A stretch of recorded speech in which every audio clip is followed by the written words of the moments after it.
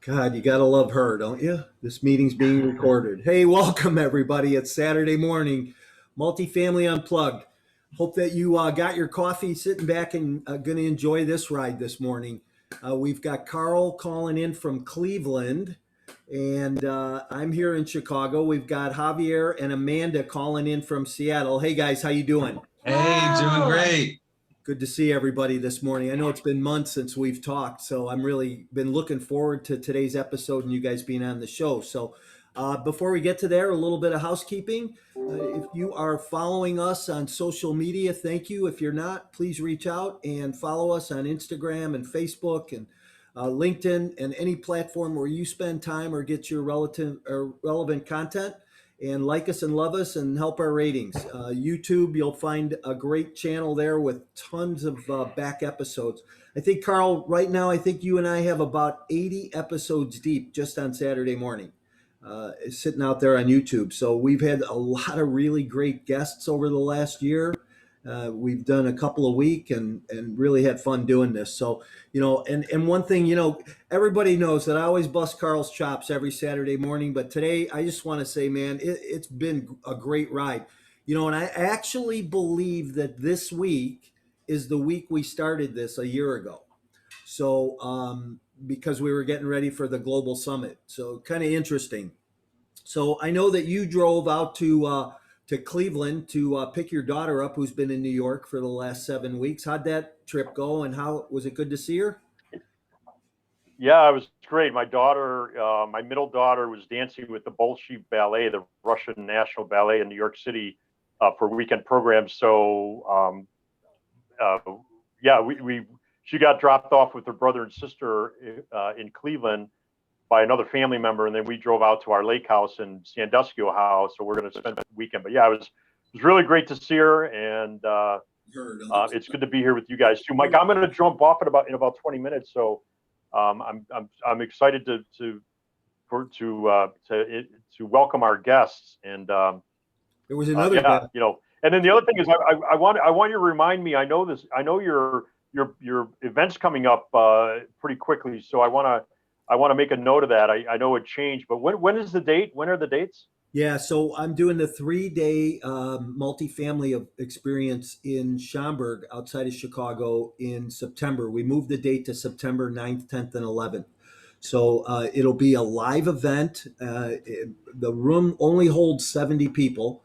So if you're going to come to the live event, get registered now. If you are going to watch it online, there'll be plenty of room online to do that. So, but we'll have 3 days of a serious deep dive into multifamily, understanding it, some of the challenges I've had along the way and the lessons learned from those, and how those have helped grow a new multifamily platform, as well as how to underwrite conservatively and talk about exit planning and things like that. So I'm definitely looking forward to delivering a ton of information and spending 3 days with a bunch of people. So. Yeah, that's great. And I have some people that are interested in that. Where do they go to register? Go to my website, mycoreintentions.com. So okay, that's the easiest place. Yeah. Or you could go to skyrocket.mycoreintentions.com. So it's skyrocket.mycoreintentions.com. And you can register there. I'm going to put that in the chat, Mike. Okay, great. Say hi to Danny in the chat too, would you? Our buddy Barrero's there. Hey, so let's not prolong this anymore. Let's introduce our guests and get moving. So, hey, I want to welcome Javier and Amanda. Glad that you guys are here. And you know what? I just want to open it up and let you guys talk about yourself and have fun talking about yourself, and tell us how you got to where you're at, and not only physically in the United States today, but in this multifamily space, because it's kind of an interesting arena that we play in as multifamily investors. And as small and big as it is, it's got its ups and downs, and it's a great place though, because there's a lot of good people and a lot of great education. So welcome though. I think it's interesting that we individually were interested in real estate before we met each other, but then after we met each other, that only like amplified it. We really have fed off of each other, and that's helped us get to the next level. But maybe you could start like how your love of real estate or how you were exposed to real estate. Oh, sure. Yeah. So my mom is a real estate agent. So I grew up kind of, around real estate all the time. I would follow her to her showings. And, she always impressed on me how great an investment real estate is. And I always wanted to own my own home. I always wanted to invest in real estate. And so I started to do that. I bought a single family home in Montana, where my parents are from. And after I bought that property, I was like, okay, this is awesome, but how do I do it more? How do I do it bigger? Like this is a great property, but it's going to take me a while to build up, additional savings to buy another one. And I was just trying to figure out how do I play bigger? And then we met. And you were kind of interested in the same thing, and he taught me all about syndication, and we can kind of get into that a little bit as well. But ultimately, I don't want to steal your thunder here, but Javier was very invested in Cleveland, and he'd done a lot of research on a ton of different markets. You did really extensive research, and you can maybe talk a little bit about that as well.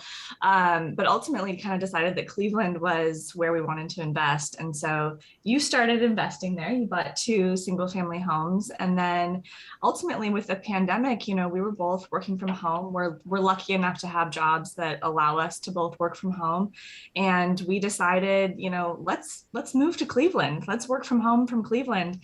And, and use that time there to really, buy as much as we can, to manage our properties, to kind of get them stabilized. And we just got back to Seattle about a month ago. So we spent the last 6 months in Cleveland. And over the course of that time period, we own 9 units, which are all small multifamily and a couple of single family properties. Nice. Hey, what I want to say is my kids hated going on showings. When I was a realtor, I was a realtor for years. My kids hated going on showings, showing up at properties. And I think they despise real estate today. Oh, funny. Yeah, it is funny. But, and I didn't, myself, I didn't come from a family that was entrepreneurial at all, nor had real estate in the background. Mm-hmm. So I don't even know how I got in this crazy business. So, I think that's great though, because like my ex-wife and I, who are on a very good relationship, and we've got 3 kids. She's in real estate, and our kids love the real estate shows. They watch the real estate shows and all that stuff. And I don't think it's you're ever too young to be exposed to it. Whether you take it, whether the kids take it up or don't take it up. I think it's great that your mom exposed you to it, and that you've picked up the torch, and so that's really awesome. So what's your background, real quick, and then I'd love to hear from Javier. Yeah, absolutely. So I am an accountant by trade. So I spent the last 10 years in public accounting. I do a lot of consulting work these days in the technology space. So I work with, large companies, pre-public, or about to IPO. And that's my W-2 job. And, our goal is ultimately we'd like to retire from our W-2 jobs and do real estate full time. So we're working on that. But that's what I do for now. Yeah. Yeah, I think that's great, because a lot of people that are listening are just thinking about getting into real estate, and where you were maybe a few years back. And, I think Mike would agree. We never recommend somebody cuts off their steady source of income or revenue, because you could get into it part-time and phase it out. So I think that's really great that you're still working as an accountant, but you're pursuing your dream real estate too. So how about you, Javier? What's your background? Yeah, I'm a product manager. So that could mean a lot of things, but I'm a product manager at Amazon, and specifically in the marketplace space. So there's, a lot of 3P or third-party FBA sellers who can just set up an account and start selling products. And my job at a high level is just to make it easier for them to find things to buy and sell on the platform, and then making the experience better for us as customers. It's awesome. Hey, I have a quick question. So, people always talk about, hey, I want to leave my W-2 job. I want to get out of the rat race. I want to be in the real estate business, whether it's just single family or, and the question I always ask people is, hey, what's your goal to do it? And I have a coaching client that I work with, and, this was the conversation. Okay, so you want to leave your W-2 job and you'd like to leave it by the end of the year, but in order to do that, do you know what you have to do? He goes, well, I have to replace my income. I said, so what's the plan? He goes, I don't know. How do you not know? You have to have a plan, right? We've got to have a plan. So I said, all right, let's back into the plan. He says, I said to him, so what do you need to replace? He goes, I make about 170, but if I was making 200, my wife would be okay with me leaving my job. I said, great. Well, let's make your wife happy because Javier, we both know happy wife is a happy life, right? Yeah, that's So, right. So we take a look at it and I say, look, as a sponsor, as a syndicator, as a multifamily operator, the person who develops the deal, who brings the property together and brings the investors together, stays in the middle and makes a return for doing that. And you get what's called an acquisition fee. So on an acquisition fee, you can charge, depending on the size of the property, depending on the operations and everything involved, 1 to 3%. I said, so let's just look at this. Let's say that we have a $5 million property, small property, 35 units, throws off about $49,000 in cash flow. We take a 3% acquisition fee on that. That's $150,000. I go, you're almost to your goal. He goes, God, I am. And then we talked about, well, the cash flow now, here's $49,000. He goes, I said, do you think your wife would let you leave your job for $199,000? He goes, I don't think so. I love that. That's exactly what we did. We laughed. But hey, I just want to say real quick, hi, everybody online, whether you're on Zoom or whether you're on Facebook this morning. Thanks for being here. Appreciate your support and the support for Javier and Amanda. Definitely, if you have something to say, throw it in the chat. We'll get that addressed for you. And welcome again, guys. Go ahead. I'm going to let you guys go after that story. So, Sure. Hey guys, Yeah, hey, can I interrupt for 1 second, guys? I do have to bounce, but please stay in touch with me and Mike, connect us up. I think we already did because I'd love to connect with you guys. And as I mentioned earlier, I'm from Cleveland. If you guys ever need anything in Cleveland, I've got a ton of resources. So I apologize for jumping off. I know you're going to have a great conversation without me here, and I'll check it out later. So nice to meet you guys. And Mike, I'll talk to you next week. Okay. hey, Carl, travel safe, buddy. We'll talk to you soon. Thanks, Carl. we'll definitely reach out, Okay. Carl. Thank you. Bye-bye, guys. All right. Yeah, so a little bit about my background. I grew up a little bit. I had a similar story with, like going around to showing. My grandmother was a real estate agent. She had me, dropping off the calendars, and business cards. And I think it's a little bit of child labor. She had me working a little bit too hard as a child. My parents also had some apartment buildings growing up. They were in the single family game as well. And so I think after college, I bounced around a few. I was in finance. I have a background in finance. Also a startup founder, started a company in Vietnam, went pretty well, came back here, tried to start another company, didn't go so well. And then other than that, I have a strong background in e-commerce. So a lot of like tech, business strategy, stuff like that. And then most recently, I was in the retail business part of Amazon, and then now in the marketplace business of Amazon. And I really started, like your friend, thinking of ways to increase my passive monthly income, and then have that be like an off-ramp for an early retirement. And similarly, I set a small goal of $4,500 passive monthly income just to cover some basic monthly expenses. And so I got a mentor. I think that's a great idea for anybody doing it. So your friend did a great first step by finding you and developing a plan to work back to that. So yeah, I did something similar. I found a mentor. His experience was mostly in single family homes in the Dallas Fort Worth area.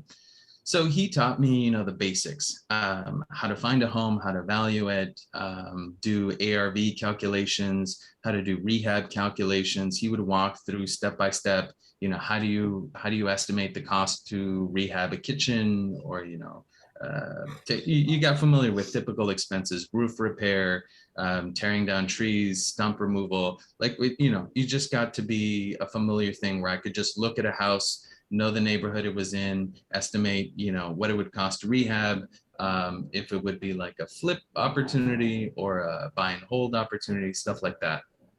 And like your friend, my mentor didn't reach out to me and say, okay, let's work back to your plan. I just did it on my own, and I realized I didn't have the cash to do it.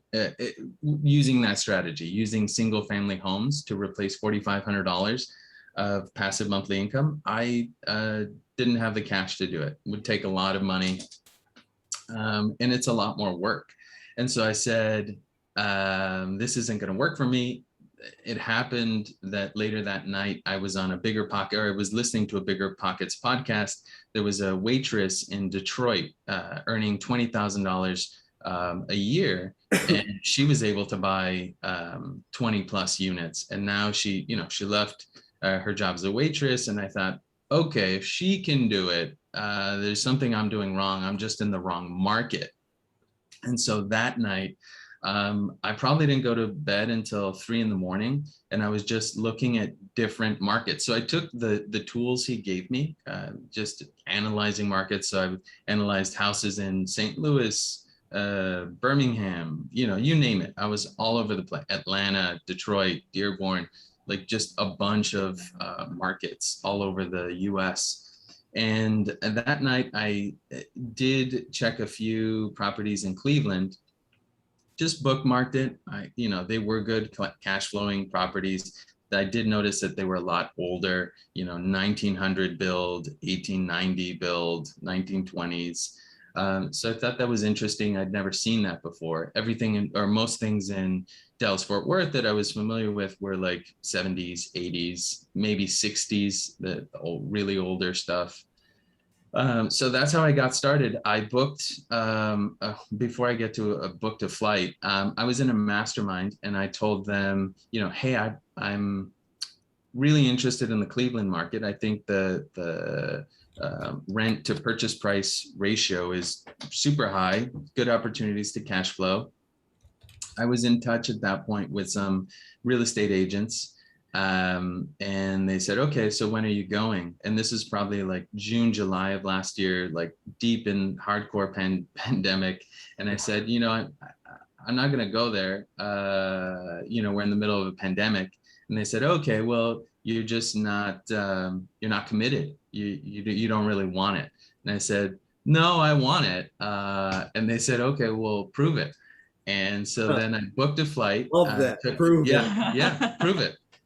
So I took time off. I took a week off work, booked a flight, and then I just started calling a bunch of agents and talking to friends who I knew back from business school, like anybody I knew or had, it could be from Cleveland. I was just reaching out to people who were from Ohio and just saying like, hey, I remember you're from Ohio. I had a friend in Dayton. I was just talking to everybody. And so that friend in Dayton ended up connecting me with a childhood friend who lived in Cleveland, and just all paths. I started jumping on Facebook. Who are the, Cleveland real estate Facebook groups, and how do I get connected there? I just needed to, prepare for my trip and have as many touch points who were familiar with the area, who could tell me about, different neighborhoods, what the situation is, if there's any great neighborhoods, bad neighborhoods, different kinds of things. I wanted to accomplish as much as I could in my week there. And so thankfully I got connected to our super broker, Julius, who took a full day out on a Saturday. I think we drove around pretty much all of the neighborhoods. We must have covered 40 square miles or something. We spent 7 hours in the car, and he drove me around all the neighborhoods. Never met this Hey, guy before. excuse me. That's why I got out of real estate. Buyers like you. Sorry. Yeah. Yeah, because I was a complete newbie. I didn't know, what I was doing, and he held my hand. I think it paid off for Julius, though. We Yeah. ended up buying quite a few properties through him. Of course it does. And I've had investors that did that too. Go ahead. I'm sorry. I just had to. No, I just wanted to throw that out there, though. no, I like it. Yeah, so he showed me the good, the bad, and the ugly. We walked through some terrible fixer-uppers, probably best suited for a teardown. But I think he was just trying to show me the broad landscape. And then, at that point, I decided that what I wanted were occupied properties. And because they were occupied, I knew that they were like in living conditions. They were cash flowing. And even if the rents were under market and they were still heavily leased, though there was a long time for the lease to come due, that was fine. And so I ended up buying 2 houses that were occupied, single family houses that were occupied that week. And that was the beginning. It's awesome. Boy, you sure said a lot, but here's the one thing you said that I really want to unpack a little bit. You said, somebody kind of challenged you about going to Cleveland and you really don't want it. And I think that that sometimes we get stuck, and we even, even at my level, we get stuck. And I know there's other people on the call at their level, they get stuck too. But there's those myths or those roadblocks that we buy into, and there are things like it's the wrong market. I think you said that, right? Mm-hmm. I need a license to do this. All the good deals are taken, and then somebody challenges you and say, hey, you just don't want it bad enough. And I think that point comes in our lives where we go, damn it, you're right. I do want it bad enough. I'm going to go get it. And that's what you guys have done. And it's pretty cool. So here's what I want to know. Where, after all of this and your experience in Cleveland and now back in Seattle, you guys are putting together a couple of bigger multifamily deals. Tell us about those and how you got involved in those and what that looks like and, how you're raising capital and all that.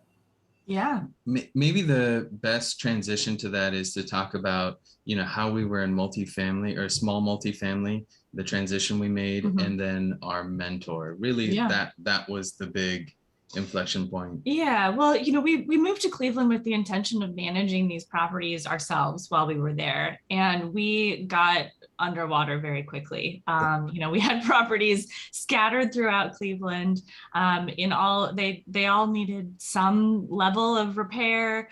We were like hanging cabinets ourselves. We were in way over our heads. We're the door masters. We know everything about doors. hanging doors. I mean, yeah. So, we kind of, after a few months of that, we were like, this is not sustainable to work this way. And, this is not getting us closer to our goal of creating more passive monthly income, because we're spending so much time at these properties and spending no time at all analyzing other deals and all of that sort of stuff. So we quickly pivoted to looking at larger apartment complexes, 10 units and up.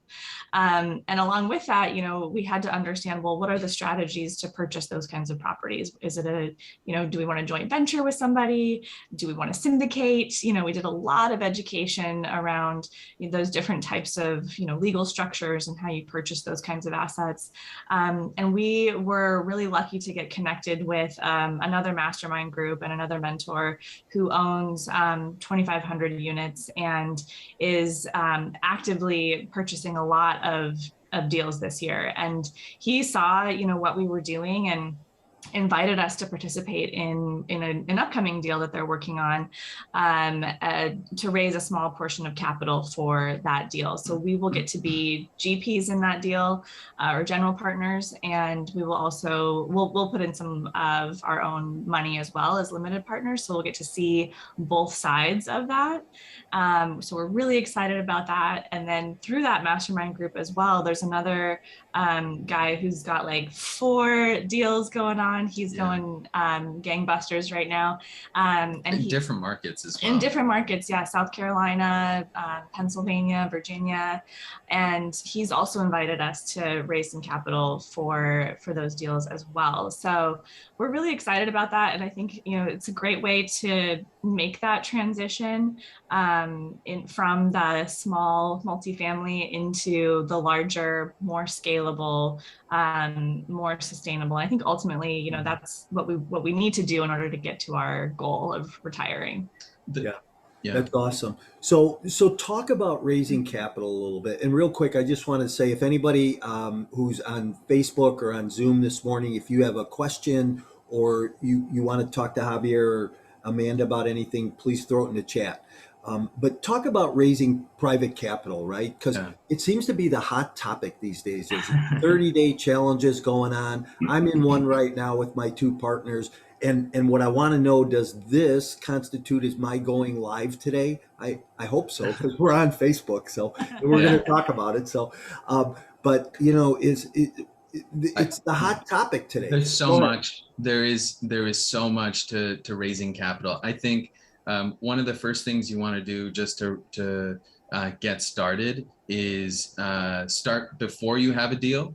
Just always, build trust, learn about the team. So for us, even before we got started raising capital, it's kind of easier for us because we've been involved with our mentor since about February, March this year.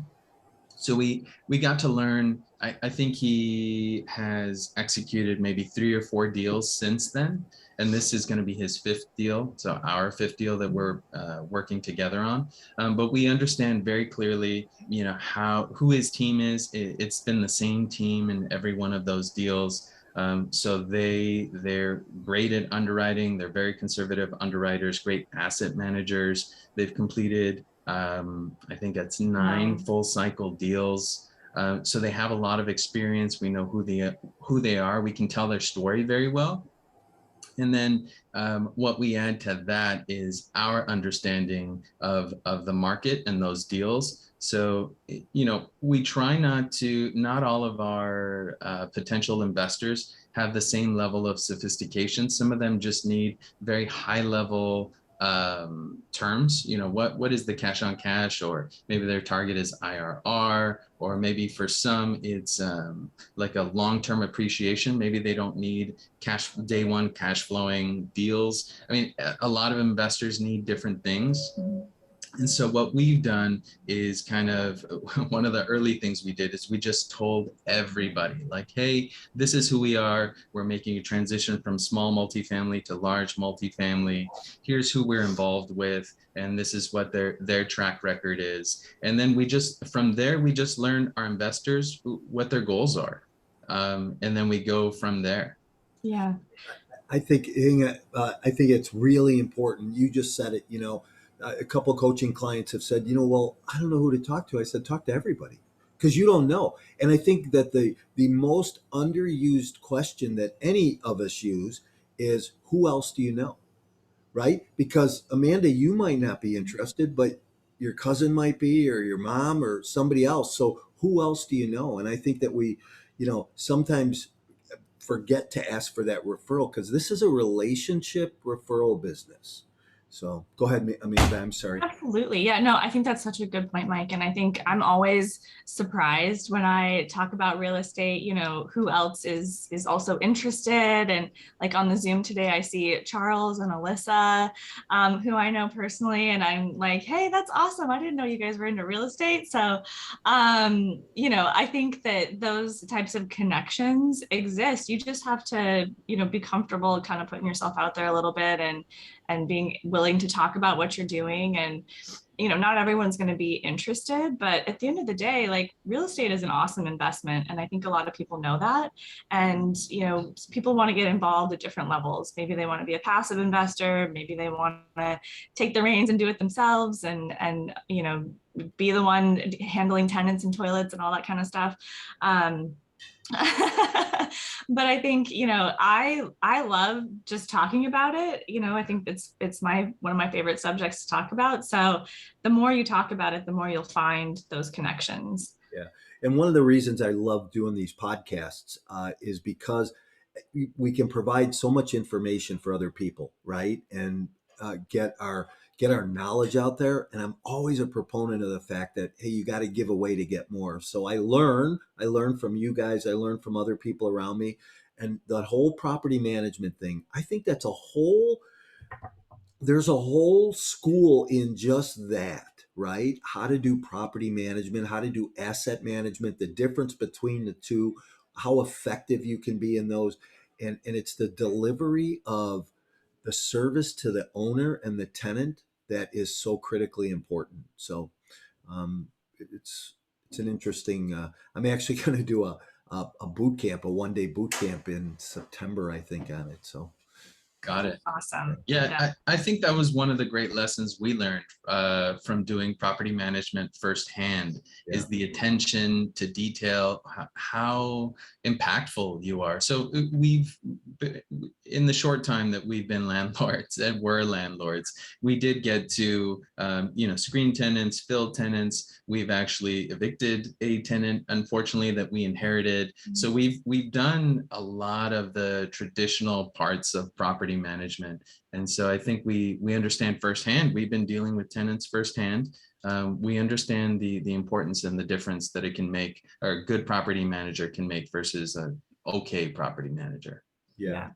So best technique right now for raising money. What are you doing for raising capital out there, and what's your goal? So my technique is just being authentic and forthright. My first question is just what are your goals with your money? Where are you putting your money? And people are coming to me because they do have an interest in real estate, and so I want to understand what that interest is. What is it about real estate that they like, and then we go from there. Sometimes it's not, or the deals that I have aren't the best fit. So I'm very clear if that's the case. And how do you determine that? That it's not the best Fit, use of right? their money. Yeah, so some people are more aggressive. Some people look at an 8% cash on cash return, 9%, and they balk. They're thinking, oh, I could make so much more money in crypto, or I could make so much money investing in this other asset. And that's fine if they want to be more aggressive, or if they don't care about the tax benefits. There are just a lot of different reasons people pass on real estate. Yeah, it's interesting because there's a safety in real estate that you don't find in some other asset classes. I remember back, a decade ago when the real estate market was doing this, so was gas and oil. And, where's gas and oil at today? But the real estate market, there's still some stability in it. So, the asset classes are interesting to look at. So when you talk about crypto, I know some people that are way out there on crypto, and it's going to be interesting to watch. So there are also some other people who they want more control. And that's who we were, a year ago. And so they want to actually go out and buy the house and hire the property manager and be surprised by, new roof replacement, plumbing repair. That it's really nice when you have somebody do all that stuff for you. But, sometimes you need to go learn those lessons the hard way. So I have to say, you said something before. You said about going out and looking at these foreclosures. They're all beat up, tore down, and almost scary like, right? So when I was selling real estate, my biggest market was investors. So I marketed to investors. I used to give away Gary Keller's book, The Millionaire Real Estate Investor. And I would do a seminar in my office twice a week on Tuesday and Thursday night. I'd always put 20 brand new faces in that meeting room, give them a book, go through a 45-minute presentation, and once a month I'd do a bus tour. I'd put 20 investors on a bus tour on a Saturday morning. We'd go out and look at 6 places. We'd go look at 2 new construction, 2 properties that all residential stuff, 2 properties that were, hey, maybe just needed, some lipstick just to make it look a little nicer. And then 2 properties that were just disasters. And always by the time we left the last 2 properties, they're saying, hey, how about we just give you money and you Yeah. go do it? So Yeah. this is how I started raising money, right? I love that. It was that. So it's like, all of a sudden people go, I don't really want to do this with my own hands. As much as it sounds nice, it's really not that nice. It's not. There's no glamour in putting up kitchen cabinets or fixing. I've learned the ins and outs of kitchen faucets and kitchen plumbing. Did not want to. Yeah. Crazy. So what's next on your agenda? Yeah, so so the transition from small multifamily and large multifamily, we first learned underwriting. So that was like a month-long process on what is the difference in underwriting for a single family house versus a commercial multifamily deal. We asked all our friends, they were charging money for the Excel models.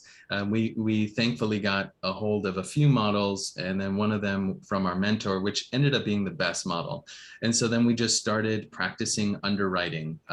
We would just pick a deal, pick a property, underwrite that.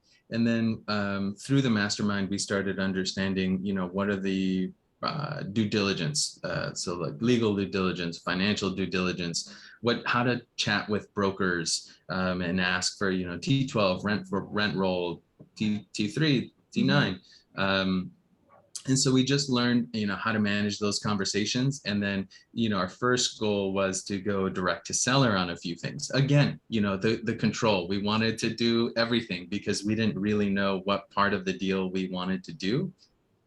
And then thankfully, now that we're where we are, we decided, fundraising is the best thing for us to do now because we have a great network of people who are interested in real estate. And so what we've done is we've just attached ourselves to a knowledgeable and trustworthy team who's done this, 9 full cycle deals. So we said, hey, we're not going to have, all the experience or the best experience to do these things. The best thing we can do right now is connect our network to this great team of people who have good deals. Mm-hmm.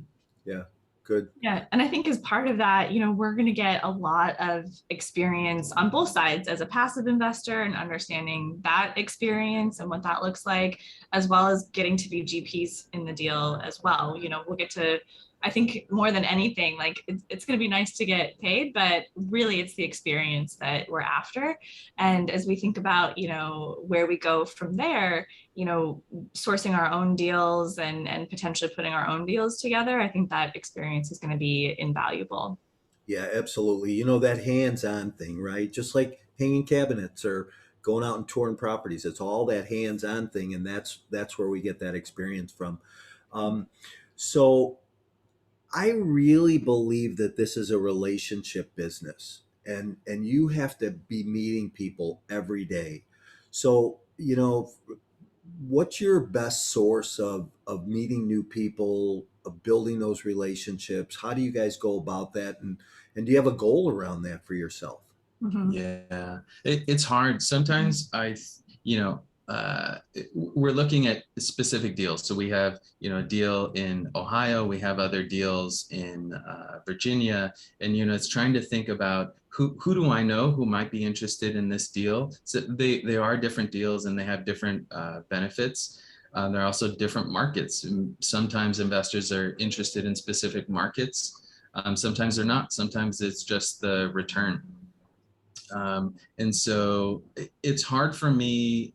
We do have a list of 25, 30 investors who are already interested in our deals. I think we feel good about what we've committed to raising each of these deals, but it's really hard for me now when I think of somebody who might be a potential investor. I don't want it to come off as, hey, give me your money, invest in this deal. I really want to focus on building that relationship. So people that I'm thinking of today, I don't think are right for this deal, because I really want to get them warm and understand if they could be interested, and if they would, I want that to be like a longer term thing, like maybe develop a relationship now so that they can invest in a deal maybe 2, 3 months, 5 months, 6 months from now. Yeah. Sure. And I think, building those relationships is, what we're doing today is part of that, right? Mike, we were connected to you through Derek and Sophie, who we love, and, being a part of this mastermind group and this mentorship group that we joined earlier this year has also been amazing. We've met so many people through that group, and the spider web of connections that have been made through that process is incredible. People are always willing to connect you to, like, oh, I know a broker in this market, or I know a lender, whatever. Yeah. And all of those relationships matter. And I think, part of that, like we said earlier, is just being willing to talk about what you're doing. And you never know who might be interested, or who might be able to help, or who they know and they might be able to connect you to. Yeah. And I think LinkedIn is the greatest tool, right? Because you can actually search for people on LinkedIn and say, oh, look, here's somebody who says they're a private investor. Let me reach out to them and meet them, right? And find out who they are. Or, we had a guest on the show. You guys know Savannah Arroyo? No. She goes by the tagline, the net worth nurse. And I called her one day. I said, hey, because I'm trying to get on as many podcasts as I can. And I called her one day and I said, hey, I'd like to get on your podcast. She goes, oh, I don't have a podcast. She goes, I build my brand by being on other people's podcasts. So I wound up having her on.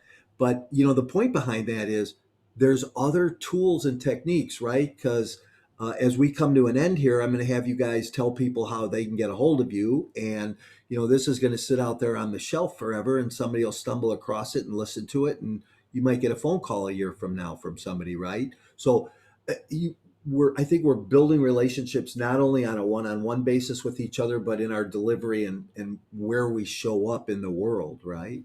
Absolutely. Mm-hmm. Yeah.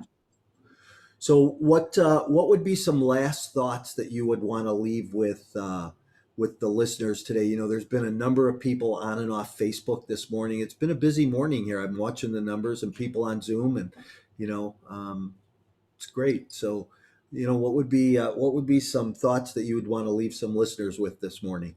I think for me, one of the greatest learnings in real estate, oddly enough, is not about the financials or the properties themselves. It's all about trust and credibility. So as an investor, do what you say you're going to do. So if you talk to a broker and you tell them your criteria for a deal and they find that deal, well, you better be willing to execute on it, or else, you burn that bridge. If you're an investor investing on an LP deal and you've committed some money, you said, hey, I'm going to commit this amount by this date, and they fulfill their part of the deal. They told you the terms, very clear about everything, and then it comes time to wire the money and you choose not to, well, you're probably never going to be invited to one of their deals. So it's all about trust and doing what you said you were going to do. Well, we probably should have you guys back on another podcast just to talk about trust, because it's a big thing, right? And transparency and honesty. That's why I'm so open about myself and everything that I've been through, because I think that, the struggles in that I've been through and the things I've learned are lessons for other people to learn from, those metrics that we all need to pay attention to. Hey, let's shift it up a little bit and do a little bonus round, which, usually don't do on Saturday morning, but you guys have been around a little bit. So favorite tourist attraction? Ooh. What do you have? Well, so I'm just thinking about, when we were in Cleveland, we made a point to. I thought you were going to mention that. we made a point to, we wanted to visit all of the things that Cleveland had to offer. That's part of understanding that market. And I'll tell you what, I was blown away by the zoo. The Cleveland Zoo does not mess around. They've got the heavy hitters, elephants, first right away. You walk right in. Elephants, massive elephants. They've got lions. They've tigers. got no bears. everything. I don't think they have bears. There were some bears. Oh, there were bears. Some bears, okay. Yeah. So we love the Cleveland Zoo. That's great. Cleveland actually is the forest city. Oh yeah, it is the forest city. So there are tons Lots of of parks. beautiful parks in Cleveland. Oh. Yeah. What was your favorite Cleveland attraction? Yeah, I think I'm with you on the zoo. The zoo. I knew immediately you We were love the talking about zoo, this. yeah. Nice, good. How about favorite food? Favorite food. Okay, well, Genre or dish? Well, here's a story, a Cleveland story. So we spent a lot of weekends, in the car, driving from property to property. And we, for whatever reason, it ended up that our go-to lunch or meal when we were running around was the spicy fried chicken sandwich from Burger King. From Burger King. Burger King. We tried other spicy chicken sandwiches, the McDonald's and the Wendy's, very distant seconds and thirds. Burger King's where it's at. Burger King. So we would call that the landlord special It's because landlord food. that's our landlord food. We needed something on the road, quick. Gotta get to the next property. Yeah. Funny. Best book. Ooh. Best book. I'm reading a book right now, actually. We both are. Yeah, we are. Yeah. It's by Carol Dweck, and it's called Mindset. Oh yeah. Yeah. Yeah. Here, let me Look get at the actual name. Yeah. It's a great book. And I think, you were talking earlier, Mike, about the excuses that we have sometimes, or the reasons that we might put up for not taking action, or, the excuses. And I think that, I love reading books about mindset just to understand more about, how that works and the psychology of taking action and getting to your goals. So the book is called Mindset, The New Psychology of Success by Carol Dweck. Nice. Highly recommend that one. And then I think, another great one is classic Rich Dad, Poor Dad by Robert Kiyosaki. Yeah. I think if you're a real estate investor, that's like most people get started on their real estate investing journey after reading that book, I think. Yeah. Awesome. So how do people get a hold of you guys if they want to, pick your brain, maybe talk about what you're doing investment wise and get involved?